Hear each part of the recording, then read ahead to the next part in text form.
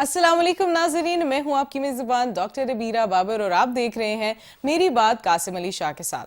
हम अपने शो पर हमेशा कोई ना कोई ऐसे टॉपिक्स ज़रूर डिस्कस करते हैं जो आपकी लाइफ में कोई बेहतरी लेकर आ सके, कोई पॉजिटिविटी ला सके। लेकिन आज हम जिस शख्सियत को डिस्कस करने वाले हैं, जिनकी ज़िंदगी को, जिनकी तहरीरों को हम डिस्कस करने वाले हैं, उनको आप बहुत अच्छे से जानते होंगे, वासिफ अली वासिफ साहब, जो कि एक अदीब, सूफ़ी और ऐसे इन्फ्लुएंशियल पर्सनालिटी रह चुके अपने टाइम में, जिनको अगर हम आज के दौर में उनकी तहरीरों से कोई छोटा सा भी चंक अपनी लाइफस्टाइल में ऐड कर लें तो हमारी ज़िंदगी बहुत पॉजिटिव और बहुत बेहतर हो सकती है। इस डिस्कशन के लिए हमारे साथ एक गेस्ट भी मौजूद हैं जो कि सरपरस्त हैं वासिफ ख्याल संगत के गुजरांवाला में, और उनसे सारी डिस्कशन करने के लिए आज शाह साहब ने उन्हें गुजरांवाला से खसूसी तौर पर इन्वाइट किया है। लेकिन सबसे पहले शाह साहब को वेलकम करते हैं। अस्सलाम वालेकुम शाह साहब, कैसे हैं? डॉक्टर साहब बहुत बहुत शुक्रिया जी। और मैं तो गेस्ट का शुक्रिया अदा करूंगा कि जहांगीर मीर साहब उन खुशकिस्मत लोगों में इनका शुमार होता है जिनकी वासिफ अली वासिफ साहब से मुलाकात उनकी ज़िंदगी में हुई, और फिर उनके पर्दा फरमाने के बाद भी उनकी फ़िक्र को, उनकी सोच को और उनके जो अफकार हैं उनको फैलाने में और लोगों तक पहुंचाने में एक बड़ा इनका रोल है। और जो गुजरांवाला वासिफ ख्याल संगत है उसका कंट्रीब्यूशन जो है उसको तो कोई नज़रअंदाज ही नहीं कर सकता। वो एक ऐसा कह लीजिए पीर और मुरीद की मोहब्बत की एक ऐसी शानदार मिसाल है जो दुनिया में बड़ी कम मिलती है। और मीर साहब के साथ क्योंकि मेरा बड़ा ही एक मोहब्बत का, अकीदत का, दोस्ती का, और मैं इनको बड़ा भाई भी कहता हूँ, इनके साथ एक बड़ा लाड का ताल्लुक है, इनके साथ सफ़र करने का भी मौका मिला है। तो मैं तो आज बड़ा तैयार श्यार होके, पंजाबी में कहते हैं चौपड़ चापड़ के आया हूँ कि आज बड़ा कुछ सीखने का, समझने का मौका मिलेगा मीर साहब से। बिल्कुल ऐसे ही है, और आपको मिलवाते हैं अपने गेस्ट से। हमारे साथ जहांगीर मीर साहब मौजूद हैं जो कि सरपरस्त हैं वासिफ ख्याल संगत के। अस्सलाम वालेकुम and very warm welcome to the show. जी वालेकुम अस्सलाम जनाब। ये आपकी और आपकी पूरी टीम का बहुत शुक्रिया, और शाह साहब की मोहब्बत वो जो है ना वो ज़ाहिर होती रहती है, मेरे साथ बड़ी खुसूसी मोहब्बत करते हैं और आज भी इन्हीं की मोहब्बत का नतीजा है कि मैं आज आपके पास हूँ। बिल्कुल, बहुत बहुत शुक्रिया आपका। मैं सबसे पहले यही आपसे पूछना चाहूँगी कि बहुत से ऐसे लोग होंगे, बहुत सी ऐसी नई जनरेशन है जिनको शायद वासिफ साहब की जो लाइफस्टाइल है या लाइफ जर्नी है उसके बारे में नहीं पता होगा। तो मैं चाहूँगी आप बिल्कुल इब्तिदा से ही जो उनका लाइफस्टाइल किस तरह से गुजरा, तालीम, कब उन्होंने सूफीज़म की तरफ आने का सोचा, कब उन्होंने प्रॉपर अदीब बने, ये सारी चीज़ों को आप ज़रूर बयान करें। अच्छा, इस तरह के वासिफ साहब ज़िला सरगोदा खुशाब के रहने वाले थे, वहाँ पे उनकी पैदाइश थी। उनके जो वालिद साहब और दादा जान वो असल में शुरू से ही इस रुझान के जो है वो थे, और तौनसा शरीफ में उनकी जो है निस्बत थी उनके वालिदैन की। और वासिफ साहब को बचपन में ही घर से ही ये रुझान और तरबियत मिली कि वो अल्लाह वालों के साथ उनकी सोहबत और उनकी तलीमात और फ़िक्र के साथ वो मुंसलिक रहे। उन्होंने फिर मैट्रिक के बाद वो फिर लाहौर शिफ्ट हो गए, तो फिर वो सारी ज़िंदगी यहीं पे ही उन्होंने गुजारी, और आज उनका मज़ार अक़दस जो है वो भी लाहौर में मियानी साहब कब्रिस्तान में है। और वासिफ साहब ने जो है वो इंग्लिश के उन्होंने कॉलेज बनाया हुआ था, लाहौर इंग्लिश कॉलेज के नाम से, नाबा रोड लाहौर में। वहाँ पे वो लड़कियाँ और लड़कों को जो है वो इंग्लिश पढ़ाते थे। तो उनकी एजुकेशन जो है वो तो इंग्लिश थी, मगर काम सारा उन्होंने उर्दू लिटरेचर में किया, और शायरी में भी उन्होंने काम किया, मगर उनका ज़्यादा काम नसर में है। और आज उनकी कमो बेश कोई 50 के करीब किताबें हैं, और एक ज़माना जो है उनसे इस्तिफादा कर रहा है। और मुल्क यानी मुल्क पाकिस्तान के अलावा हम पाकिस्तान के बाहर जहाँ भी गए हैं, जो भी उर्दू पढ़ने वाले, समझने वाले हैं, वो वासिफ साहब से आगाह हैं, उनकी फ़िक्र से, उनकी तालीमात से आगाह हैं, और बड़े मुतासर होते हैं। और अगर किसी को पता चल जाए कि मुझे ये सादत हासिल रही है उनके कदम में बैठने की, तो वो मेरे साथ भी बड़ी मोहब्बत और शफकत का इज़हार करते हैं कि ये निस्बत ऐसी चीज़ है कि वासिफ साहब का नाम इतना बड़ा है, काम इतना बड़ा है कि वो अब हर जगह पे उनका जो है ना वो फ़िक्र और इल्म जो है वो पहुँच रहा है। मैं ना हमेशा मुझे मज़ा आता है जब मैं ये आपसे सुनता हूँ कि आपकी वासिफ साहब से मुलाकात कैसे हुई। यानी आपका जो जर्नी है, गुजरांवाला में आप मौजूद हैं, اور جو آپ کا زمانہ جوانی ہے جی میرا خیال ہے جب آپ کی واصف صاحب سے ملاقات، میرا خیال آپ کی 30s میں کوئی ایج ہو، جی میری 24 یا 5 تھی. بہت ینگ آپ کی عمر تھی. تو 24 سال کی عمر میں جب آپ کی واصف صاحب سے ملاقات ہوتی، 80s کا کوئی دور ہوگا جی، وہ ذرا بتائیے گا کہ وہ ملاقات کیسی ہوئی، اس کو ہم سننا چاہیں گے جی. اچھا، یہ شاہ صاحب بڑی دلچسپ ایک کہانی ہے میری، اور بڑی یادگار، اور میں بڑی چیزیں بھول گیا ہوں، مگر واصف صاحب سے جو ملاقات ہے اور اس ملاقات کا ایک ایک لمحہ اور ایک ایک ڈائلاگ وہ مجھے یاد ہے، یہ نہیں بھولا. یہ یعنی ایسی وہ بات ہے کہ مجھے وہ سارا منظر ایسے ہی چلتا ہے جیسے میرے سامنے ایک پوری فلم چل رہی ہے. وہ اس طرح ہے کہ میں 1988 کی بات ہے کہ مجھے کرن سورج میرے عزیز دوست ہیں، عاطف فروخ بھٹی، تو انہوں نے مجھے کتاب دی. تو میرا پہلے واصف صاحب سے کوئی تعارف نہیں تھا. تو وہ کرن سورج کتاب میں نے دیکھی تو چھوٹے جملے کے اندر ایک وسیع معنی، اور بڑا میں متاثر ہوا. تو پھر اس کے بعد ان کی ایک اور کتاب مجھے انہوں نے دی، دل دریا سمندر، وہ پڑھی. اس کے اندر آپ کی تصویر بھی بیک پہ نا وہ لگی ہوئی تھی. تو وہ تصویر دیکھ کے ان کا جو سٹائل تھا تو اس نے بڑا مجھے نا اٹریکٹ کیا، اور ان کا جو چہرہ، ان کے بال اور مفلر تھا ایسے، تو آنکھیں بڑی روشن، اور میں ان آنکھوں میں سمجھ لے پورا کھو ہی گیا. تو بڑا دل چاہا کہ میں اس شخصیت کو ملوں. اور ان کا کتاب کا پہلا مضمون محبت تھا، اور ان دنوں محبت کی بڑی جو کیفیات تھی اس سے بھی کچھ نہ کچھ جو ہے نا وہ آگاہی تھی. ٹھیک جی.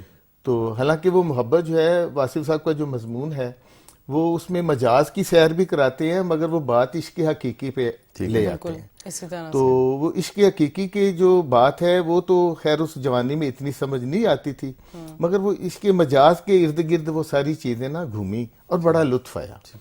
تو وہ کتاب پڑھی اور پھر میں واصف صاحب کو ڈھونڈنے لگ گیا. یہ مجھے نہیں پتا تھا کہ وہ لاہور ہوتے ہیں، اسلام آباد ہیں، کہاں پہ ہیں. تو میرے ایک اور واقف تھے، ایک صاحب وہ سیالکوٹ جیل کے اندر نا قیدی تھے. تو میری ان سے ملاقات ہوئی. میرے ایک عزیز تھے، وہ سیالکوٹ میں سیول جج لگے ہوئے تھے.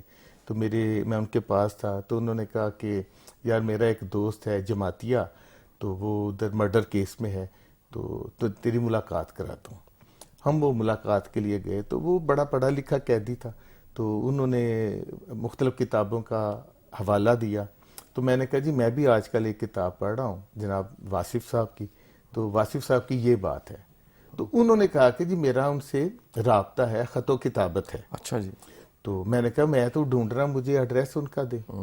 انہوں نے مجھے ایڈریس دیا 22 فردوس کالونی، گلشن راوی. اچھا، ایک قیدی، سیالکوٹ کے جیل کے قیدی نے. اچھا. وہ مجھے جو ہے وہ ایڈریس ملا. میری خوشی کی انتہا تھی کہ مجھے پتہ چل گیا واصف صاحب کہاں ہیں. اور دیکھیں کس طرح کیا واقعہ، جیل جا کے ایک مرڈر کیس کے قیدی سے. اچھا، وہ خیر مجھے ایڈریس تو مل گیا. پھر ہم لاہور ایک دن دوستوں نے آنا تھا جی. ہم 4 دوست تھے. انہوں نے کہا کہ لاہور جانا ہے، تو فلاں کام جانا ہے. میں نے کہا یار میری ایک شرط ہے کہ اگر آپ واصف صاحب کی طرف جائیں، میں انہیں ملنا چاہتا ہوں. تو انہیں پتا تھا کہ یہ واصف صاحب کی کتابیں پڑھتا ہے اور بانٹتا بھی ہے، ان کا بڑا مداح ہے. تو انہوں نے کہا ٹھیک ہے، ہم واصف صاحب کی طرف پہلے چلے جائیں گے، تو بعد میں ہم دوسری جگہ چلے جائیں گے. میں نے کہا ٹھیک ہے. ہم 4 دوست شاہ صاحب واصف صاحب کے اس آستانے پہ پہنچ گئے.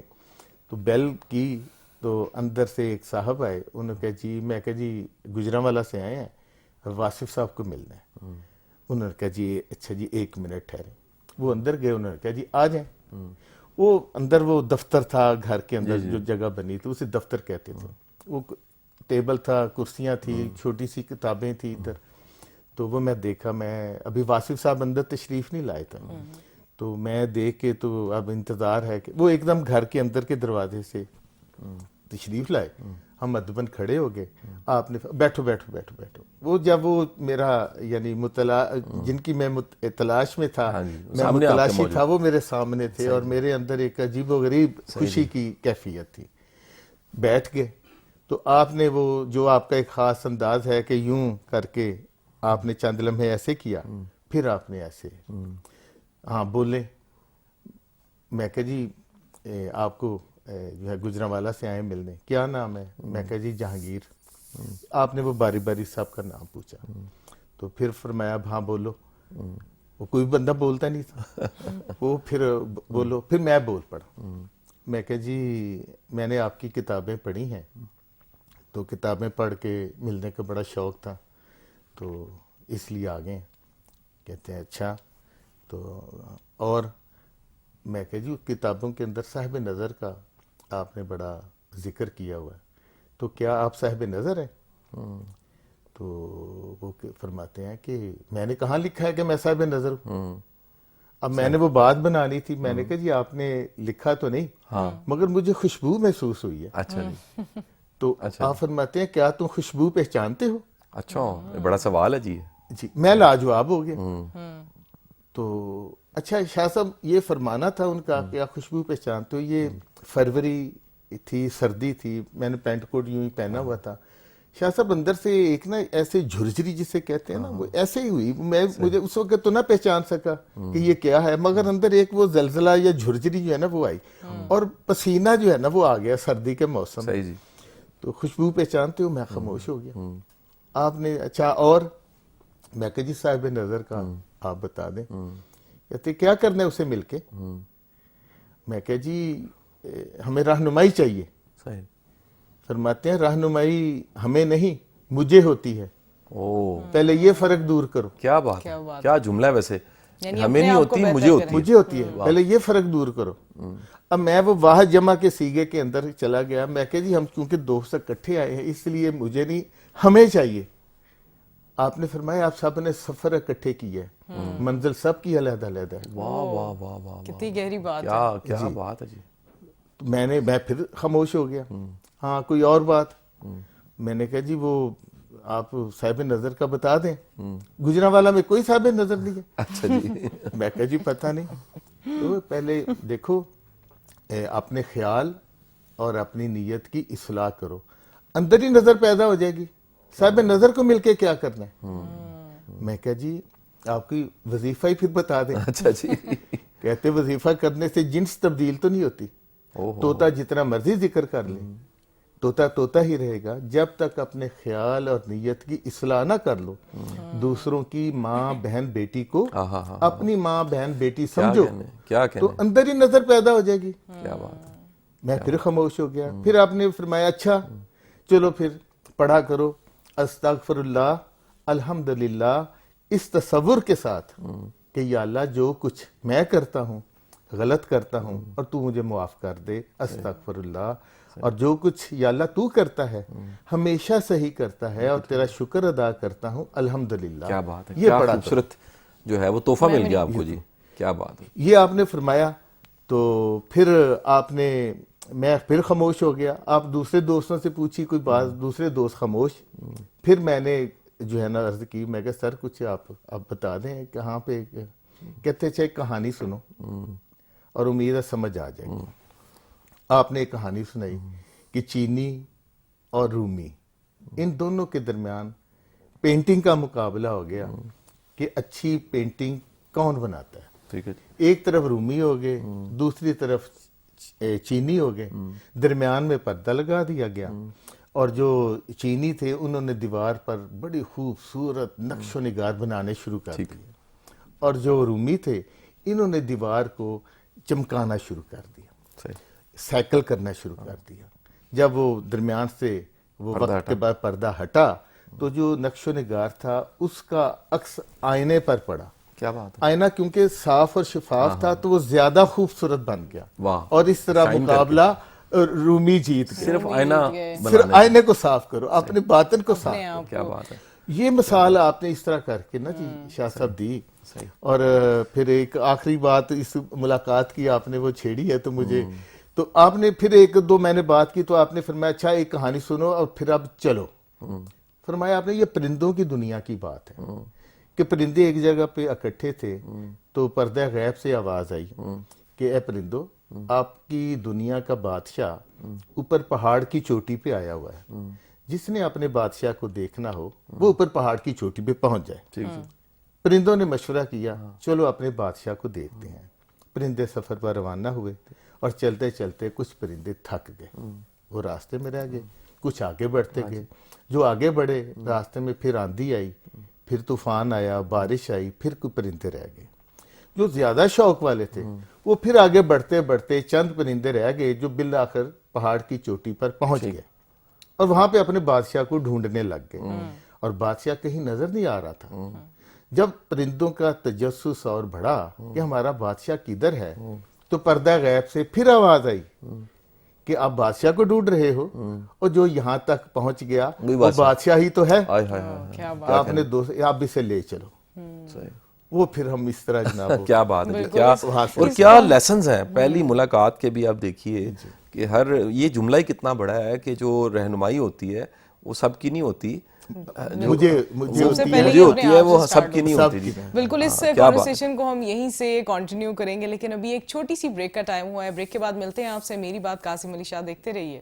Welcome back from the break. آپ دیکھ رہے ہیں میری بات قاسم علی شاہ کے ساتھ, اور آج ہمارے ساتھ جو گیسٹ موجود ہیں ان سے ہم بات کر رہے ہیں واصف صاحب کے حوالے سے, ان کی زندگی کے حوالے سے, اور ان کی جو ایک آرگنائزیشن ہے اس کے حوالے سے بھی بات چیت کریں گے. تو شاہ صاحب آپ کا کیا سوال ہوگا ان سے؟ اچھا, میرا جو ہے نا جی, پھر میں کہوں گا کہ بعض چیزیں نا جان کے بھی دوبارہ جاننے میں بھی ایک مزہ آتا ہے. تو میر صاحب, واصف کے پردہ فرمانے کے بعد یہ واصف خیال سنگت بنانے کا خیال آپ کو کیسے آیا, اور اس میں کیا یہ سنگت جو تھی یہ واصف کی حیات میں بن چکی تھی, اور یہ سنگت کیا کام کر رہی ہے؟ شاہ صاحب, واصف صاحب کا آپ کو پتہ ہے وصال 1993 میں ہوا تھا, تو ان کے ساتھ جو ایک تعلق بن گیا تھا تو ان کی یاد خیال وہ رہتی تھی. تو پھر چند دوستوں نے مشورہ دیا کہ یار واصف صاحب کے چاہنے والے گجرانوالہ میں بھی بڑے ہیں, تو آپ انہیں ایک کیوں نہیں پلیٹ فارم دیتے, تو آپ ایک تنظیم بنائیں. وہ تنظیم جو ہے وہ اس کے تحت ان کی محافل اور پروگرام مختلف سطح پہ ہوتے ہیں, اور سیمینارز بھی کریں آپ, اور ان کے تعلیمات کا فروغ جو ہے وہ اسی طرح پھر ہوتا ہے. سوشل میڈیا کا تو آج کل بڑا زور ہے, مگر اس وقت تو وہ اس طرح نہیں تھا. تو وہ پھر ہم نے 1996 میں جو ہے نا ایک سیمینار منعقد کرنے کا ارادہ کیا. تو گجرانوالہ آرٹس کونسل ہال میں ہم نے وہ سیمینار کیا.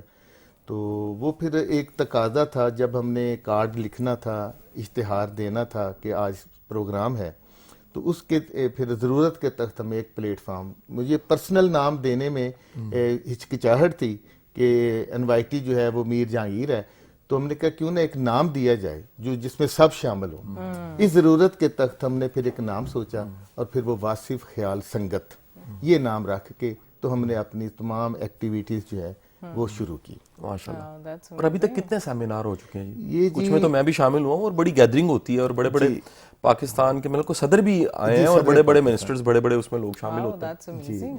یہ شاہ صاحب اب تک گجرانوالہ میں 9 سیمینار ہم نے کیے ہیں, اور ہر سیمینار پہلے سے زیادہ گیدرنگ, اور ہمارے سٹیج پہ جو مہمان آتے ہیں وہ پہلے سے زیادہ جو ہے وہ علمی سطح پہ اور ادبی سطح پہ اور روحانی حوالے سے بھی جو شخصیات ہیں انہیں ہم مدعو کرتے ہیں, اور وہ سب ایک وقت پہ پلیٹ فارم پہ ہمارے ہاں تشریف لائے, جس میں پاکستان کے 2 صدور, جس میں ایک جناب محمد رفیق تارڑ صاحب انہوں نے پرزائڈ کیا, اور ایک سیمینار 2014 میں سید ممنون حسین صاحب نے پرزائڈ کیا. تو اس طرح کر کے ادبی شخصیات میں جناب اشفاق احمد صاحب, جناب حنیف رامے صاحب, ڈاکٹر انور سجاد صاحب, اصغر ندیم سید, منو بھائی, افتخار عارف صاحب, جناب سید قاسم علی شاہ صاحب. میں تو عام سا بندہ ہوں جی. نہیں, آپ ماشاءاللہ پاکستان کے سب سے بڑے موٹیویشنل سپیکر ہیں. میں نے آپ کی دیکھا ہے جی ڈاکٹر صاحبہ کہ ہم نا شاہ صاحب کے ساتھ مجھے مصر جانے کا بھی موقع ملا اور ترکی جانے کا بھی موقع ملا. شاہ صاحب آپ سے اب میں اسی حوالے سے پوچھنا چاہوں گی, کیونکہ آپ بھی اکثر لوگوں نے سنا ہوگا کہ واصف صاحب کو آپ کہتے ہیں میرے پیر و مرشد ہیں, آپ کے بڑے فیوریٹ ہیں, بہت سارے کوٹس بھی آپ جو ہے شو میں شامل کرتے ہیں. آپ کیا سمجھتے ہیں کہ ایسی محافل میں کیسے لوگ ہوتے ہیں, ان کی شخصیت کا کون سا ایک ایسا پہلو ہے جو نمایاں رہتا ہے؟ اچھا دیکھیں, واصف صاحب نا بڑے ایک میں سمجھتا ہوں کہ اللہ کا کوئی بڑا خاص کرم تھا واصف صاحب, کیونکہ آپ یہ دیکھیں نا جی 80s کے دور میں اخباروں میں تو کتنے لوگ ہی لکھ رہے ہوں گے, بالکل, لیکن کتنے ایسے صاحبان ہیں, ایسے لوگ ہیں جن کی کتابیں بعد میں آج بھی پڑھی جا رہی ہیں, بالکل, یا ان کی تحریریں آج بھی ایک سند کے طور پہ موجود ہیں, یا ان کے چاہنے والے, ان کے محبت کرنے والے, ان کے پردہ فرمانے کے بعد بھی دنیا کے کونے کونے میں موجود ہیں. تو میری واصف صاحب سے ملاقات تو نہیں ہو سکی, لیکن واصف صاحب کی کتابیں, ان کی کیسٹس, ان کے افکار, زمانہ طالب علمی سے میں نے ان کو پڑھنا شروع کیا. میری زندگی اکثر چینج ہو گئی. اگر میں یہ کہوں کہ میری کامیابی میں اللہ کا کرم تو یقیناً ہے, ماں باپ کی دعائیں بھی کوئی شک نہیں ہے, ان کی تربیت کا بھی بڑا رول ہے, لیکن دنیاوی طور پہ اگر میں دیکھوں کہ کوئی ایسی ہستی جس کے افکار نے مجھے بڑا بدلا اور میری سوچ کو بڑا بدلا, یا میرا پیغام پازیٹیوٹی کا پیغام یا خیر کا پیغام میری اپنی شخصیت بننے میں واصف صاحب کے افکار کا بڑا رول ہے. اور کیونکہ میرا پھر وہ میر صاحب کی طرح بڑا ایک زمانہ جوانی تھا, میں تو 18-19 سال کی عمر میں واصف صاحب کو میں نے پڑھنا شروع کیا, آج اس بات کو 25-26 سال گزر گئے. تو میری شخصیت, میں تو کہتا ہوں جو خیر لوگوں کو ملی ہے میرے ذریعے سے, وہ اس میں ایک بڑا حصہ واصف صاحب کا ہے, جس کو میں کبھی بھی میں ڈینائی نہیں کر سکتا, انکار نہیں کر سکتا. واصف صاحب کا اپنا یہ بھی فرمان ہے کہ جو آپ کا محسن ہوتا ہے اس کے احسانات کو شمار کرنا چاہیے. اس کی ذات جو ہے وہ بھی اپنی جگہ بڑی اہم ہے, لیکن اس کے جو احسانات ہیں, جو اس کی محبتیں ہیں, جو آپ کو خیر اس سے ملی ہے, اس کا تذکرہ کرنا چاہیے. اور یہ بھی واصف صاحب کا فرمان ہے کہ جنہوں نے اپنی زندگی میں اللہ کو یاد رکھا, ان کے جانے کے بعد لوگوں نے ان کو پھر یاد رکھا. یعنی اللہ لوگوں کے دلوں میں محبت ڈال دیتا ہے. یہ جو ہم کہتے ہیں نا کہ یار یہ چاہنے والے کیوں ہیں, محبت کرنے والے کیوں ہیں, اور ساتھ کھڑے ہونے والے کیوں ہیں, ویلکم کرنے والے, یہ اللہ تعالیٰ دلوں میں ڈالتا ہے. بالکل ایسے یہ اللہ کی طرف سے. اچھا, اس میں آزمائشیں بھی آتی ہیں, یہ کبھی نہیں ہو سکتا دنیا کا کوئی ولی اللہ ہو, نبی پیغمبر ہو, نیک سے نیک انسان ہو, سموتھ روڈ تو کسی کی بھی نہیں ہو سکتی. لیکن میر صاحب یہ بات بالکل پنجابی میں کہتے ہیں منی پرنی بات ہے جی, کہ اللہ دلوں میں محبتیں ال دیتا ہے. آپ اگر پرخلوص ہو کے اچھی نیت کے ساتھ, میں ایک اور بھی, یہ بھی واصف صاحب سے میں نے سیکھا, جو آپ کے پاس ہے وہ بانٹو. آپ کو اللہ نے عزت دی, عزت بانٹو. آپ کو اللہ نے مقام دی, اس مقام میں دوسروں کو فائدہ دو, اس سے طاقت دی ہے, سکون بانٹو. سکون ہے تو سکون بانٹو, خیر ہے خیر, علم ہے تو علم بانٹو, مال دیا تو مال بانٹو. جو ہے اس کو دوسروں کو اس میں شامل کرنا, یہ بڑا ضروری ہے جی. اور یہی میرا خیال ہے کہ کاریگری, آرٹ اگر کہہ لیں, کوئی فن ہے تو یہی ہے کہ آپ اپنی ذات کا وہ حصہ جو خیر والا ہے, جو آپ میں مثبت پڑا ہے, وہ دوسروں کے ساتھ آپ شیئر کریں, ان کو آسانی دیں. آپ روشن ہیں تو دوسروں کو بھی روشن کریں نا جی. یہ واصف صاحب کا ایک بڑا پیغام کہہ لیجیے. آپ کا جو ایک فرمان ہے نا جی, کہ فرماتے تھے کہ یہ جو آپ مزاروں پہ دیے روشن دیکھتے ہو نا, دیے جلتے ہیں, ان لوگوں نے اپنی زندگی میں جلائے ہوتے ہیں, بعد میں روشن ہو جاتے ہیں, بعد میں روشن ہو جاتے ہیں. اور زندگی میں چراغ جلانے کا ایک مثل ہے اس کی کہ اصل میں لوگوں کے دلوں کو انہوں نے روشن کیا ہوتا ہے, لوگوں کے کام آئے ہوتے ہیں. وہ اس وجہ سے پھر بعد میں وہ ان کو خراج تحسین پیش کرنے کے لیے کہ یہ سمبولک چیز ہے کہ وہ دیا ہے تو اس کو جو ہے نا وہ جلایا جاتا ہے. اصل میں وہ بندہ ہے جس کو روشن کیا گیا ہے, اس کو جہالت سے جو ہے وہ نور کی طرف لے کے آئے ہوئے ہیں. وہ پھر وہ فرماتے ہیں کہ زندگی میں ہی اصل میں آپ نا وہ چیزیں وہ کیا کرو جو آپ کو بعد میں کام. ایگزیکٹلی, آپ جو یونیورس کو دیتے ہیں وہی آپ کو واپس بھی مل رہا ہوتا ہے. ایون اب تو سائنس بھی یہی کہتی ہے.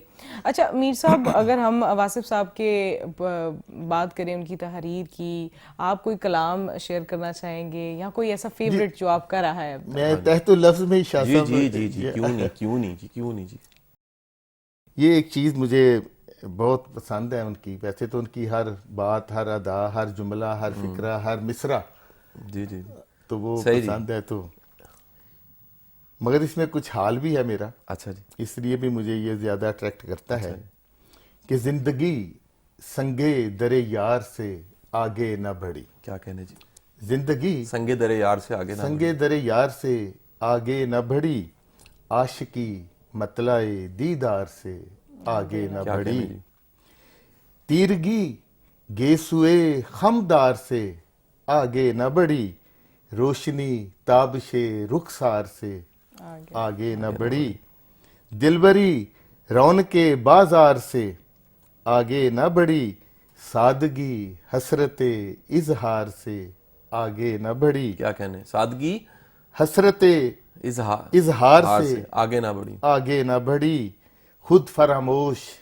تیرے عرش کو چھو کر آئے, خود فراموش تیرے عرش کو چھو کر آئے, खाजगी जुब्बाओ दस्तार से आगे ना बढ़ी, आगे ना बढ़ी, क्या कहने। बस में होता तो तेरी बज़्म सजाते हम भी, बेबसी सायाए दीवार से आगे न बढ़ी, बहुत जलवाए जात से आगे थी फकत जात ही जात, बंदगी रक्से सरेदार से आगे न बढ़ी, क्या कहने। बेखुदी दश्तो बियाबा से वरा है वासिफ, आगे ही वादिये पुरखार से आगे ना बढ़े। क्या कहने जी, क्या कहने, बहुत आला जी, ये क्या कलाम कहने। मुझे बहुत अच्छा बहुत ही लगता आला है जी, जी। बहुत ही आला जी, क्या कहने, क्या कहने। वासिफ साहब का देखें कलाम में कितना फ्लो है और उसमें कितनी एक ताजगी है, यानी वो हर जमाने में देखें, आज से ये कोई आपको 40-50 हमेशा साल relate पहले करें। लिखा गया होगा लिखा कलाम, गया, जी, हाँ, जी। और वो बिल्कुल ऐसे आज किसी भी शख्स की जो कैफियत है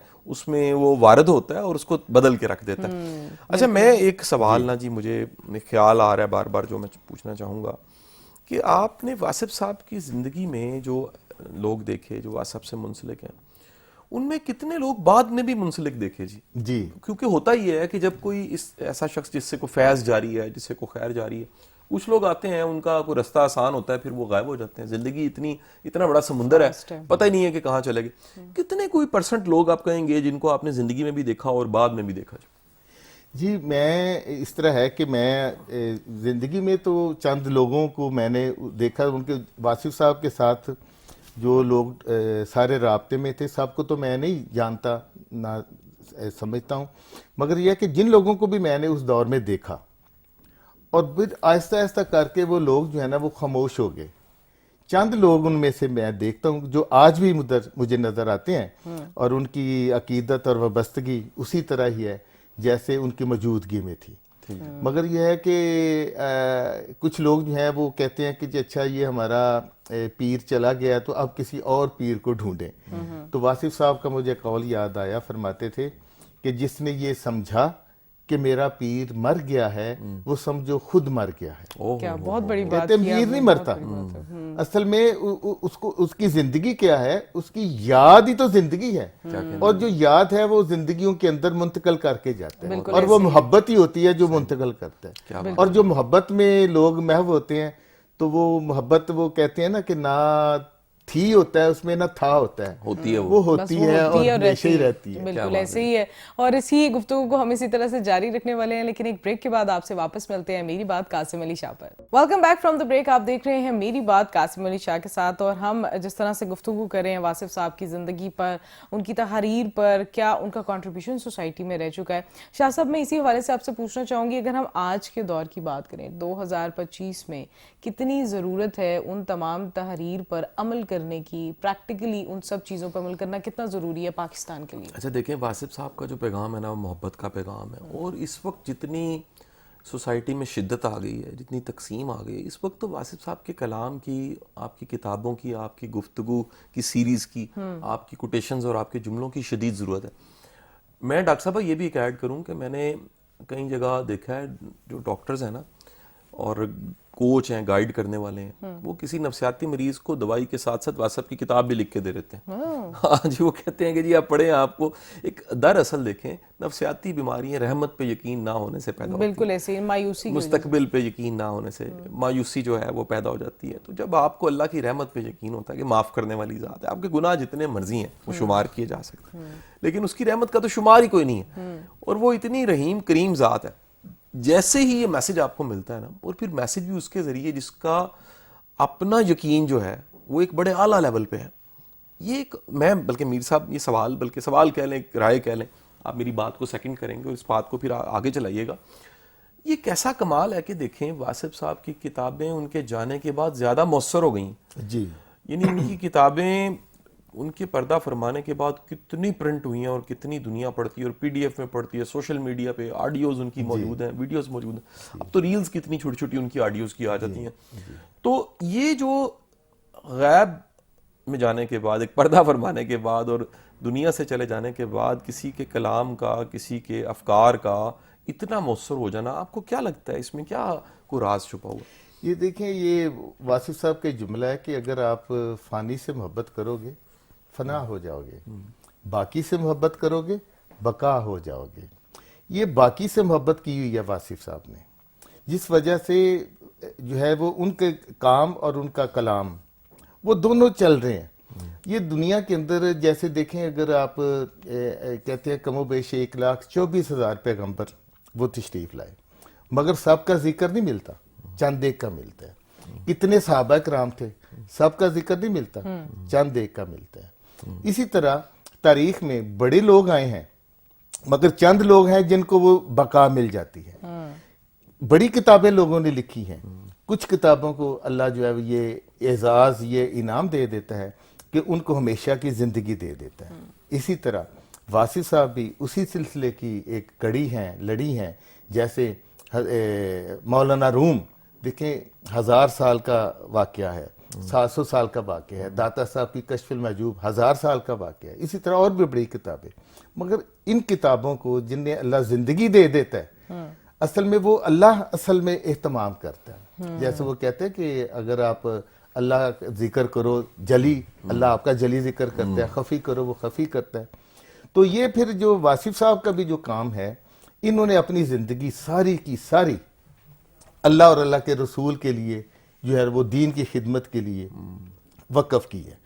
اب دیکھیں انہوں نے کوئی خاص اہتمام تو کیا کوئی نہیں, مگر بعد میں لوگوں کے دلوں کے اندر ایسی محبت وہ ہے, ایسی محبت ہے کہ لوگ آج بھی ان سے رہنمائی لیتے ہیں. ان کے علم کو, ان کی کتابوں کو وہ حکم حاصل ہے کہ وہ لوگوں کے دلوں کو. اچھا ایک نا جی بڑا ڈاکٹر صاحبہ میرے ذہن میں سوال, بار بار یہ سوال آتا ہے جس پہ میں سمجھتا ہوں کم بات ہوئی ہے.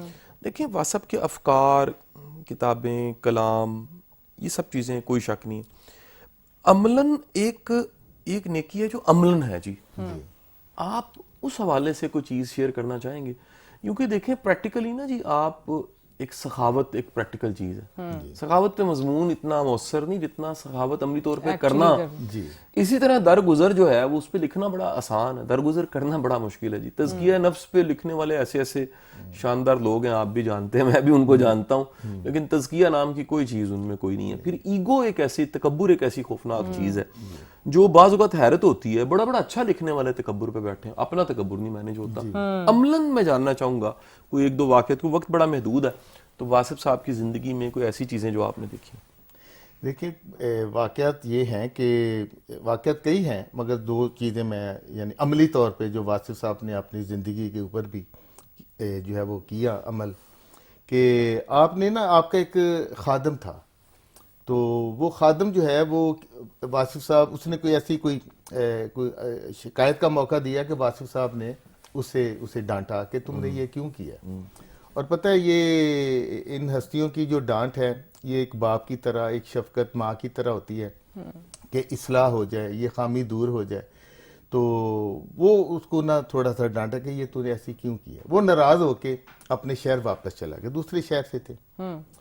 تو کچھ عرصے بعد اس خادم کو اپنی اس غلطی کا احساس ہوا کہ یار غلطی تو میری تھی اور الٹا میں ناراض ہو کے واپس آ گیا ہوں. اس نے ایک خط لکھا واصف صاحب, اس نے خط لکھا کہ جناب مجھ سے غلطی ہو گئی ہے جس کا احساس مجھے اب ہوا ہے, تو میں بڑا نادم ہوں, شرمندہ ہوں, آپ مجھے معاف کر دیں. تو واصف صاحب نے بھی جواب میں ایک خط لکھا. آپ نے لکھا میں نے تجھے معاف کر دیا, تو بھی مجھے معاف کر دے کہ میں نے تجھے معاف کرنے میں دیر کر دی. اللہ اکبر, صحیح. یعنی انہوں کیا یہ عمل جو ہے کہ وہ جو فرماتے تھے نا کہ معافی مانگو اور معافی دو, انہوں نے خود بھی اسی طرح کہتے ہیں کہ کچھ محلے میں کچھ جھگڑا ہو گیا دو افراد کے درمیان, تو واصف صاحب اپنے دروازے پہ کھڑے تھے, تو انہوں نے یہ منظر دیکھا, تو وہ بندے جو ہے نا وہ واصف صاحب کے پاس آ گئے. کیا ہوا ہے, یہ جھگڑا, اس نے یہ زیادتی کی, اس نے یہ زیادتی کی ہے, یہ بات ہو رہی تھی, تو جھگڑا زیادہ بڑھنا تھا. واصف صاحب نے مسئلہ کیا, میرے اتنے پیسے دینے ہیں. وہ پیسے واصف صاحب نے اپنی جیب میں دے کے ان کا جھگڑا ختم کروا دیا.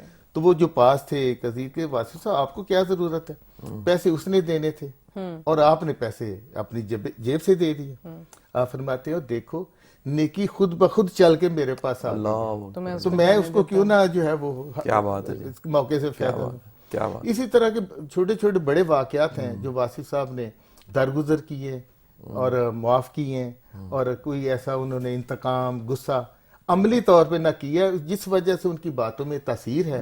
اور ان کی باتوں میں تاثیر کی ہم دیکھتے ہیں مختلف جگہ پہ روشنی, اور میں سمجھتا ہوں کہ وہ روشنی کی ایک جھلک جو ہے وہ جناب شاہ صاحب بھی ہے. بالکل ایسے ہی ہے. اور شاہ صاحب جیسے ہم شو کے اختتام کی طرف پہنچ رہے ہیں, میں چاہوں گی آج کی جو کتاب کی ریکمنڈیشن ہے وہ آپ کیا دینا چاہیں گے؟ میرا خیال ہے ویسے لوگ گیس کر چکے ہوں گے. آج تو کتاب جو ہے واصف صاحب کی کتاب ہی ہے جی. اور میر صاحب ہم نا پروگرام کے اختتام پہ ایک کتاب کے حوالے سے کوئی نہ کوئی بات چیت کرتے ہیں. اچھا. اور یہ میرا خیال ہے اس سیریز میں ہمیں تیسری بار موقع ملا ہے واصف صاحب کی کتاب پہ بات کرنے کا.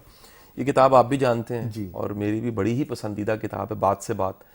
واصف صاحب کی یہ کتاب جو ہے واصف صاحب کی کوٹیشنز پہ مشتمل ہے اور اس میں بے شمار کوٹیشن, سینکڑوں میں کوٹیشنز ہیں. ایک ایک جملہ جو ہے نا جی وہ کہہ لیجئے اس میں اتنی گہرائی ہے. میں پیش کرتا ہوں جی کچھ جملے اس کے آپ کے سامنے. جی واصف فرماتے ہیں کہ دولت عزت پیدا نہیں کرتی, دولت خوف پیدا کرتی ہے. بالکل. تو یہ ہمیں لگتا ہے کہ دولت اگر آئے گی تو وہ عزت بھی لے آئے گی, حالانکہ جب دولت آتی ہے تو اس سے خوف پیدا ہو جاتا ہے کہ چھن نہ جائے. اچھا, پھر واصف کا جملہ ہے کہ ظاہر ضروری نہیں کہ باطن کا عکس ہو. ہم یہ سمجھ رہے ہوتے ہیں کہ جو ظاہر کئیوں کا بڑا جبہ دستار محراب سارا کچھ ہوتا ہے, اندر کچھ بھی نہیں ہوتا. تو واصف نے کہا کہ ظاہر ضروری نہیں ہے کہ باطن کا عکس بھی ہو. اچھا, اس کے بعد جو ہے نا جی وہ بڑا ہی خوبصورت جملہ ہے کہ دوسروں کی خامیوں پر خوش ہونے والوں کوئی اپنی خوبی ہی بیان کرو. یعنی ہم بڑے مزے سے نا دوسروں کی خامیاں بیان کر رہے ہوتے ہیں, اس میں یہ واصف کہتے ہیں یار کوئی اپنی خوبی بیان کرو نا. اور یہ بھی آپ کا فرمان ہے کہ دوسرے کی خامی آپ کی خوبی نہیں بن جاتی. ہائے ہائے ہائے کیا ویسے. پھر آپ کا فرمان ہے کہ سمندر کا دل دریا ہے اور دریا کا دل سمندر ہے. اس میں فلسفیکلی کتنی گہرائی ہے. جو پھر جو اگلا ہے جنا جی آپ کا جی بڑا ہی کمال جملہ ہے جی, وہ ہے خوف ناروا خواہش کا اولین سگنل ہے. یعنی جو خوف ہے نا وہ سائن ہے دیٹ کہ آپ نے کوئی ایسی خواہش پال لی ہے جو پالنے کی ضرورت کوئی نہیں تھی, وہ ٹھیک نہیں تھی. اس کا جو پہلا سگنل نا وہ خوف کی شکل میں آئے گا. تو پھر آپ کے جو جملے ہیں جی وہ گدھ کی بلند پروازی جو ہے وہ مردار کی تلاش میں ہی ہے. وہ بے شک جتنا مرضی اونچا اڑ رہے ہیں, اصل میں وہ کیا ڈھونڈ رہے ہیں؟ مردار ڈھونڈ رہے ہیں. جب تک سمندر زندہ ہے زندگی ختم نہیں ہو سکتی. کیا ویسے اس میں خوبصورت گہرائی ہے. کثرت کی آرزو ہمیشہ دکھی کرتی ہے, محدود ہونا کمال ہے. صاحب کا جو ہے نا جی فلسفہ سارا, جس پر اللہ مہربان ہو اسے حضور پاک صلی اللہ علیہ وسلم کا قرب ملتا ہے. یعنی ہم نے سمجھا کہ اللہ مہربان ہو پیسہ ملتا, آپ فرما رہے ہیں کہ اللہ جب مہربان ہوتا ہے تو اللہ کے رسول صلی اللہ علیہ وسلم کی محبت آپ کو مل جاتی ہے. تو یہ ایک بڑا خاص. اگلا بھی ایک جملہ ہے, آپ نے فرمایا کہ جس پہ حضور مہربان ہو اسے اللہ کا قرب ملتا ہے. ہاں کیا بات ہے, کیا کہنا جی. ہم آرام کی آرزو میں ہی بے آرام ہو رہے ہیں. اصل میں ہم آرام چاہتے ہیں لیکن اس کے لیے بے آرام ہوئے ہیں. تو یہ آپ کے چھوٹے چھوٹے جملے نا جی یکسر انسان کا پیراڈائم سوچنے کا انداز بدل دیتے ہیں. تو بات سے بات کتاب کو جی آپ ضرور پڑھی. جی آپ شاہ صاحب ایک یہ جتنے آپ نے چیزیں بیان کی ہیں تو یہ اتنی تاثیر اور اتنی یہ اکثیر والے نسخے کیسے آگے. آپ کا ایک شعر ہے کہ ڈھلتا رہا خیال میرا حرف و صوت میں, تحلیل جاں کے بعد ملا مجھے گوہر سخن. کیا کہنے جی. یوں ہی نہیں ایویں نہیں پہ دیوے بل دے تے ایویں نہیں پہ جھنڈے ہل دے. کیا بات ہے. روزیاں والیاں قبراں دے وچ تیرے عشق دی سل گئی. کیا بات ہے, بہت ہی خوبصورت. اور اسی کے ساتھ ہم شو کے اختتام کی طرف جا رہے ہیں. بہت بہت شکریہ میر صاحب آپ کا ہمارے شو میں شامل ہوئے. شاہ صاحب آپ کا بھی شکریہ, آپ نے اتنے بہترین گیسٹ اور ٹاپک کو ہمارے شو میں شامل کیا. اگر آپ بھی اسی طرح کے بہترین ٹاپکس کے بارے میں اور مزید جاننا چاہتے ہیں اور اپنی زندگی میں پازیٹیوٹی لانا چاہتے ہیں تو میری بات قاسم علی شاہ کو اسی طرح سے فالو کرتے رہیے. اپنی میزبان ڈاکٹر ربیرہ بابر کو اجازت دیجیے. اللہ نگہبان.